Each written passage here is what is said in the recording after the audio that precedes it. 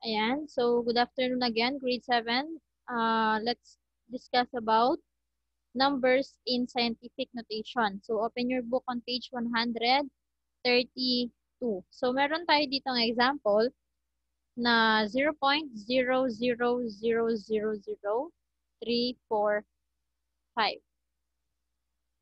So, 0.0000345.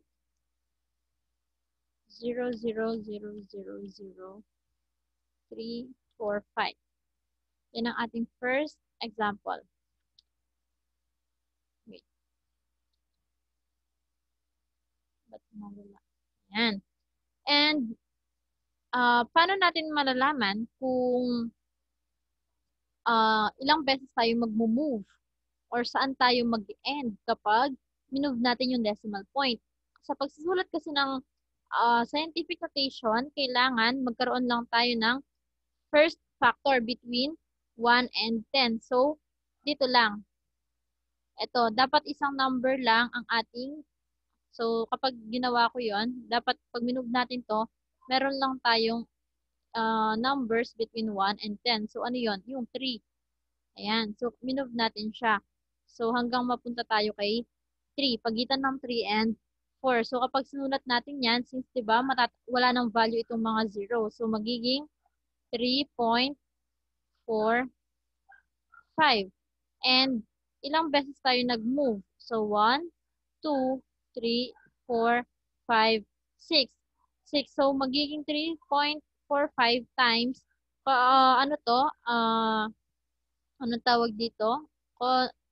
Consistent yan, yung times 10, tapos raised to, it's either negative or positive yung exponent. So, kapag yung given natin ay 0 point something, tapos nag-move tayo papunta sa right, so ibig sabihin negative ang ating exponent. At bilangin kung ilang beses kayo nag-move.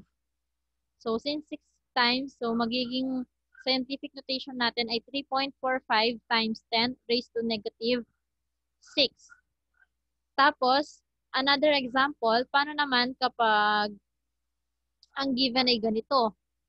Tapos, i-convert natin siya by decimal number. So, halimbawa, ang given ay 100, 120.3,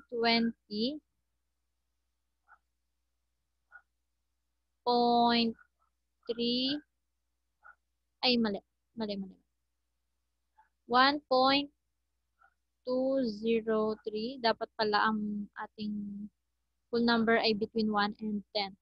Times 10 raised to negative 2. So, since negative 2, ang ating pupunta niyan siya sa left. Babalik lang siya. So, i-move natin siya papunta sa left ng ilang beses. Depende dun sa exponent. So, dalawa siya. So, 1, 2. At kapag may bakante dyan, maglalagay tayo ng 0. Tapos, nandito si decimal point, kaya pwede natin siya lagyan ng 0 dito sa before decimal point. So, magiging ang sagot ay 0.012003.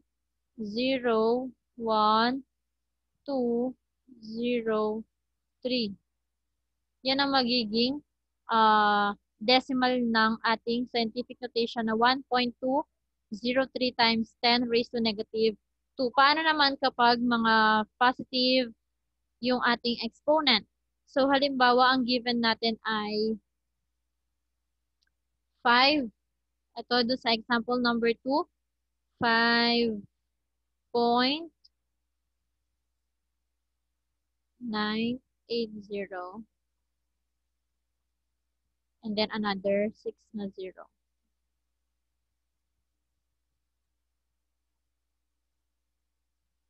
Ayan. So, di ba?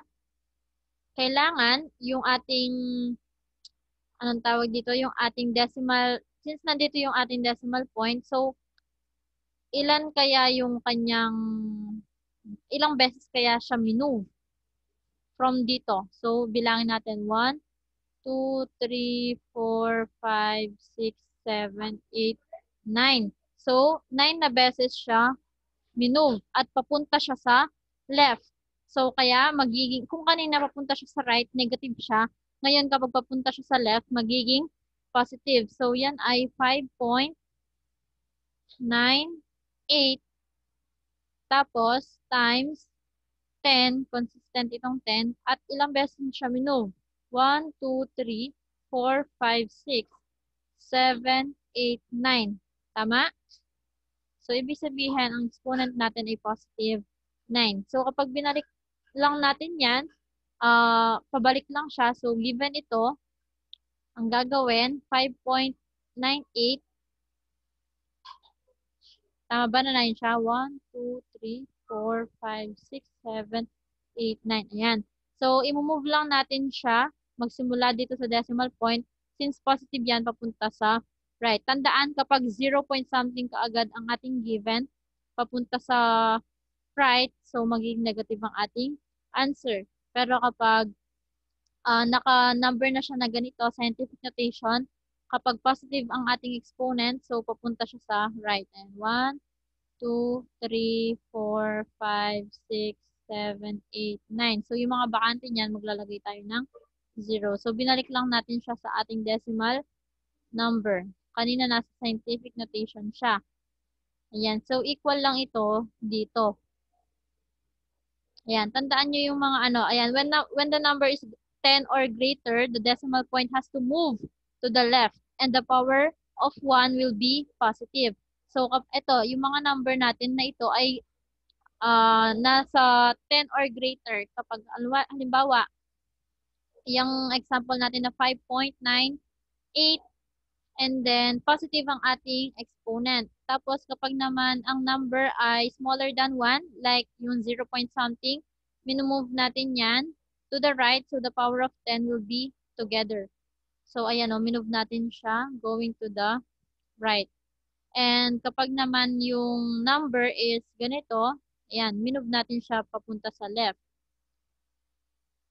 Ayan. Again, kapag ang number ay greater than, or may number siya from 1 to 10, so i-move natin siya papunta sa left. Pero kapag ang number is less than 1, move natin yung ating decimal point papunta sa ating right. So, may mga given example din dito sa page 134, yung sa accuracy. Convert each number into a scientific notation or standard form. So, may mga iba't ibang given dito, like yung number 1, 2, ang ano nila is nasa standard form. Tapos, or naka-decimal, ano sila, form. Tapos, i-convert natin sila by scientific notation. Pero yung number 3 and 4, naka-scientific notation, i-convert natin sila by standard form or decimal. So, magbibigay ako ng yung number 1. Ang given ay 0.0004271. So, since ang number ay less than 1, ibig sabihin, i-move natin yung decimal point papunta sa ating, or papunta sa right. So, ibibilangin natin siya. Dapat mag-stop siya dun sa isang number lang. Ayan, yung between 1 to 10. So, yan ay 4. So, 1, 2, 3, 4. So, nag-stop tayo dun sa 4. At ang ating decimal niyan ay 4.271. So, ikakopy lang natin siya. Tapos, times yung, yung number na 10. Tapos, ilang beses mo siya minove? 1, 2, 3, 4. So, 4. At since less than na 0, so negative ang ating exponent. So, that is negative 4. How about number 2? 0 point, tapos 9 na 0, 1, 2, 3. Makakasunod, 4, 5, 6, 7, 8, 9, and then 7, 0, 0, 5. So, sa tingin nyo, saan tayo mag-stop? Saan tayo mag-stop na number?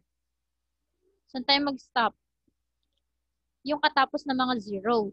So, yun ay 7. So, kapag nagbilang tayo, nag-move tayo 1, 2, 3, 4, 5, 6, 7, 8, 9, 10. So, nag-stop tayo dun sa dun sa number after 0. So, ano yan? Pag sinulat mo yan, magiging 7.271. 0.005 times yung number na 10, hindi ito nagbabago, and ilang beses tayo nag-move? 10 times po. 10. So, since less than 1 yung given natin, 0 point something siya, so negative ang ating magiging exponent. So, that is 7.005 times 10 raised to negative 10. How about kapag naman ang given natin ay scientific notation siya, like 8.5 times 10 raised to negative 6. So, ibig sabihin, kapag negative yan, di ba, papunta tayo sa left. So, magiging, ang 8.5, mag-move daw tayo ng ilang beses? 6. Kasi ang exponent natin ay 6. Since negative yan, papunta siya sa left. So, 1, 2, 3, 4, 5, 6. And then, yung mga bakanting yan, nandito yung decimal point. So, maglalagay tayo ng 0. So, ilang 0 meron tayo? Yan, 5. At since meron ditong decimal point, pwede nating lagyan ng 0 kasi, or pwedeng 0.0 na lang siya, or okay lang naman din na maglagay tayo ng 0 point. So, ang magiging decimal form nito ay 0.0000085. Ayan, ganyan natin kinonvert yung ating scientific notation. Nakakasunod, another example. So, yung sa number 4, we have 9.04 times 10 raised to negative 8. So, since negative ulit yan, papunta tayo sa left. Ilang beses? Depende doon sa exponent. So, since ang exponent natin ay 8, so 8 beses tayo ulit mag-move. So, 1, 2, 3, 4, 5, 6, 7, 8. And maglalagay tayo ng mga 0 dyan sa mga bakanting yan. So, ibig sabihin, 7 yung mga 0 natin. And di ba sabi ko, kapag yung decimal point nandun na siya sa pinakauna, pwede tayong maglagay ng 0 bago yung decimal point. And yung 0 na yan ay 7 bago yung 1, 2, 3, 4, 5, 6, 7 bago yung 9, 0, 4. So, yan ang ating decimal form ng ating given scientific notation. O, another one. Number 5. So, meron tayong decimal, gagawin natin siyang scientific notation. Kagaya lang siya ng example 1 and 2. So, ilang 0 meron yan? 12, di ba? So, 0 point, tapos 12 na 0. 3, 4, 5, 6, 7, 8, 9, 10, 11, 12, and then, yung number na 9, 5. So, di ba mag-stop tayo, dapat dun sa number or yung natural number or counting number like 1, 2, 3, 4, 5, 6, 7, 8, and 9. So, mag-stop tayo hanggang doon. So, magbibilang tayo ilang beses. 1, 2, 3, 4, 5, 6, 7, 8, 9, 10, 11, 12, 13. So, kung pang 13 yan, ang number natin is 9.5 tapos times 10 raised to positive o negative? Positive o negative? Positive po. Positive ba? Less than Negative. 1. Negative po. Negative. And 13 ang ating beses na nag-move tayo ng decimal point. So that is 9.5 times 10 raised to negative 13. And pare-pareho lang yan. So, yung number 6 to 10 kayo na ang gumawa. Yung sa number 6 and 7, same example lang sila nitong number 3 and 4. Tapos yung 8 to 10, same lang siya ng number 1, 2, and 5. Paulit-ulit lang na ganyan yung process. So, ganyan lang naman siya kapag decimal. So, mag-move ng decimal point, mag-stop tayo dun sa number between 1 to 10. So, it's either 1, 2, 3, 4, 5, 6, 7, and 8, and 9. Tapos kapag naman naka-scientific notation siya, so tingnan nyo yung ating exponent. Kapag negative, pupunta kayo sa left. Kapag positive, pupunta kayo sa right. Yes, Lucy, are you raising your hand? Yes po. Teacher, dun po sa number 7, wala po siyang point. Dun po siya sa dulo ng 2 magsisimula.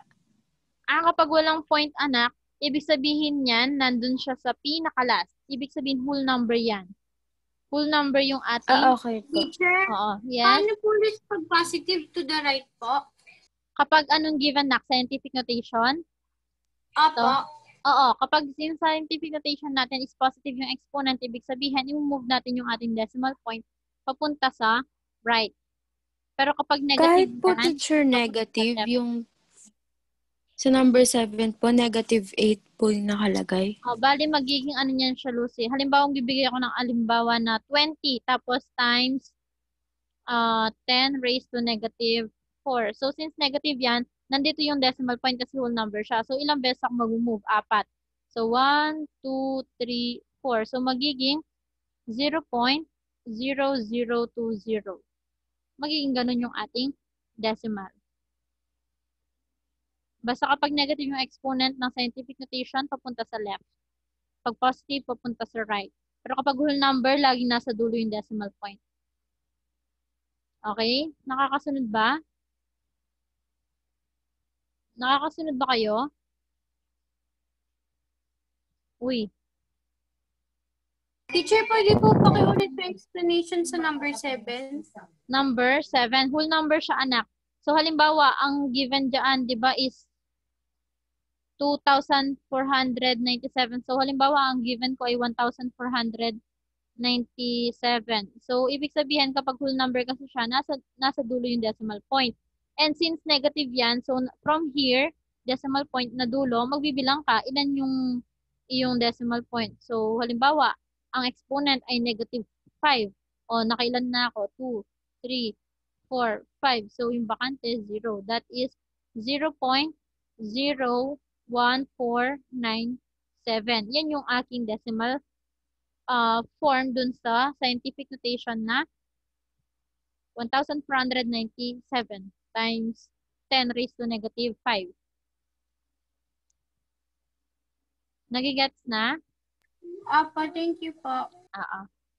So, any question? Pwede ko na bang tanggalin itong aking sinulat?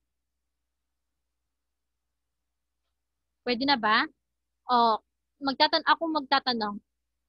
Kapag magko-convert tayo ng ating decimal, itong given sa number 1, 2, and number 5, kapag decimal, tapos ang aking decimal siya, tapos ano yung magiging, or saan tayo mag-stop? Saan tayo mag-stop na magbibilang ng ating, or mag-move ng decimal point?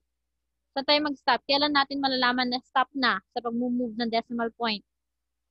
Anyone? Yung first po na number? Yes, first na number, maliban kay 0. Tapos, kapag, since less than 0 yan, 0 point, or less than 1 yan, 0 point something, and kapag naka-decimal siya, tapos pumunta ka sa right, negative ang magiging exponent mo. Pero kapag naman naka-scientific notation ka, negative ang exponent mo, ibig sabihin, from decimal point, pupunta ka sa left. Kapag negative, left. Kapag scientific notation. Pero kapag naka-decimal siya, kapag pupunta siya sa right, negative ang exponent mo. Ayan, basta tandaan nyo lang, ayan o, di ba ang 0 is less than 1 yan? So kapag less than 1, 0 ang iyong exponent. Okay? Okay? Pero kapag decimal siya, tapos papunta ka sa right, negative ang exponent mo. Pero kapag, ayan, like yung whole number, papunta ka sa left, kapag negative ang exponent mo.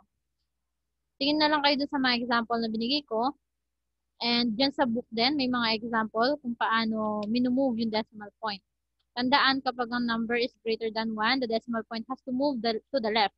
Pero kapag ang number is smaller than 1, the decimal point has to move to the right. Okay? Any question? Teacher, pag more than 1 po, saan po mag-move? Halimbawa, ang given ito. Ito ba yon? Kapag ano siya, anak, kapag ganito siya, scientific notation, ang given natin ay 8.5. So, more than, ano to, di ba? More than 1. So, negative